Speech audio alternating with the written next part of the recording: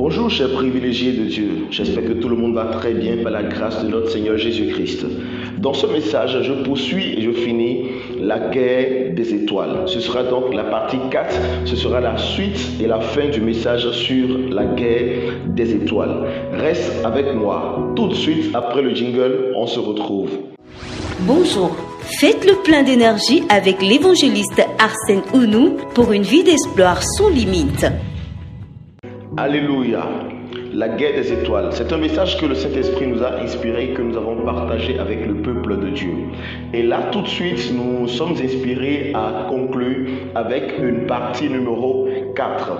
Qu'il vous souvienne que nous avions commencé par parler de la guerre des étoiles et que nous avions dit que les étoiles dans le ciel ne se combattent pas, mais que les étoiles sur la terre, c'est-à-dire les êtres humains qui sont appelés à la grandeur, se combattent. Pourquoi? Parce que c'est des personnes qui se jalousent, c'est des personnes qui se convoitent la place, c'est des personnes qui entrent dans une forme de compétition et que mine de rien, les étoiles se font la guerre sur la tête des vivants. Et nous avions partagé beaucoup d'astuces pour pouvoir remporter cette guerre-là.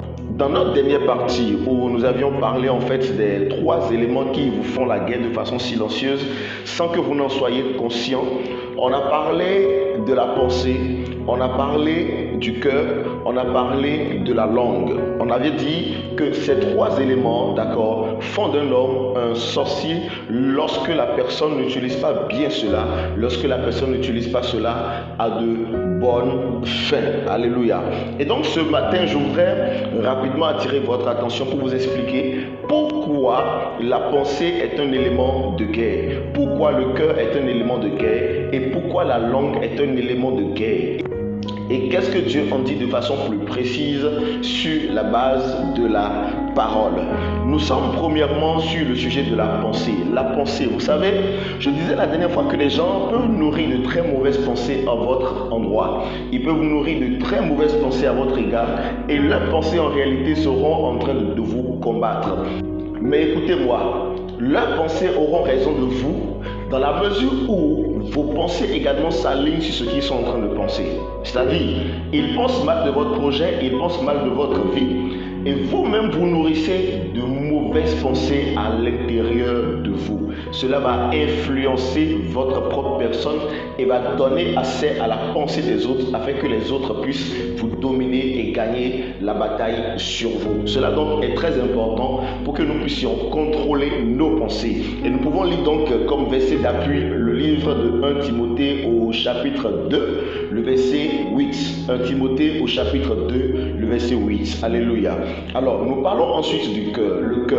Nous avions également dit que quoi? Le cœur est un lieu d'intercession. C'est un lieu de prière pour les vies. Et quelqu'un peut vous garder dans le cœur et faire des prières négatives à votre égard, à votre endroit. Et nous avions également dit que quelqu'un peut vous garder dans son cœur et faire de très bonnes prières en votre endroit, à votre égard. Et donc, voici le remède que Dieu donne contre les personnes qui vous gardent dans le cœur de façon maladroite ou encore qui vous gardent dans le cœur pour pouvoir nourrir de mauvaises pensées à votre endroit. La Bible dit dans le livre de Proverbes au chapitre 4, le verset 23, de protéger ou encore de garder ton cœur plus que toute autre chose, car de lui proviennent les sources de la vie. Alors pourquoi est-ce que le livre de Proverbes le dit? Pourquoi est-ce que le Seigneur en parle?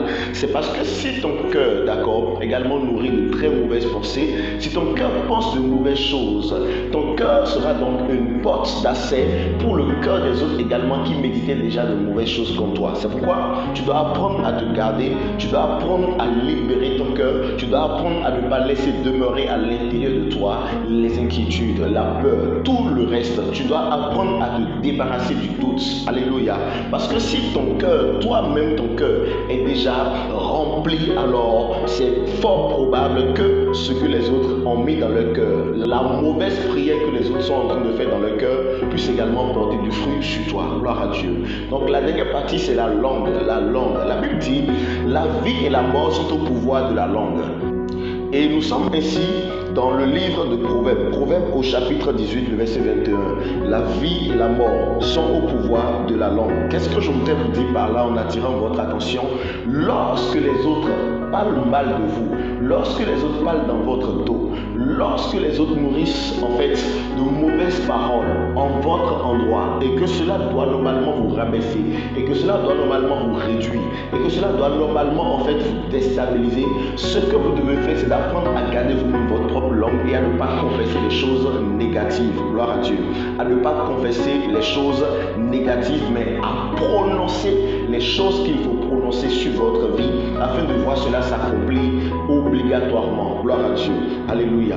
C'est pourquoi quand vous êtes seul, apprenez à proclamer la parole de Dieu. Les autres proclament de mauvaises choses, mais vous proclamez en fait les bonnes choses sur votre vie. Cela est très important parce que quelqu'un d'autre ne le fera pas forcément à 100% comme vous allez le faire vous-même pour votre vie, pour votre foyer, pour vos enfants, pour votre mari, etc. Gloire à Dieu. Alors, par rapport à votre cœur, nourrissez également de bons sentiments dans votre cœur. Nourrissez de très bonnes prières dans votre cœur en ce qui vous concerne. Et ensuite, par rapport à la pensée, nourrissez également de très bonnes pensées dans votre tête à l'endroit de votre propre vie. Parce que l'ensemble de ces trois éléments-là, si vous les ajustez et qu'elles sont de très bonnes pensées, qu'elles montrent en fait de très bonnes prières, qu'elles proclament de très bonnes paroles sur votre vie, c'est finalement votre parole à vous, c'est finalement vos sentiments à vous, vos prières à vous, c'est finalement vos pensées à vous qui finiront par prendre le dessus. Mais si vous-même vous vous ajustez, vous vous alignez déjà en nourrissant en fait de mauvaises pensées, en nourrissant de mauvais sentiments et de mauvaises paroles, si vous vous alignez, c'est vous qui serez au final vaincu et les autres auront raison de vous. La guerre des étoiles se fait aussi donc au travers de ces trois éléments-là que je vous invite à contrôler fortement. Et pour finir, je vous rappelle que j'avais donné des astuces sur les stratégies que vous pouvez encore utiliser pour pouvoir triompher de cette bataille-là. Et nous avions parlé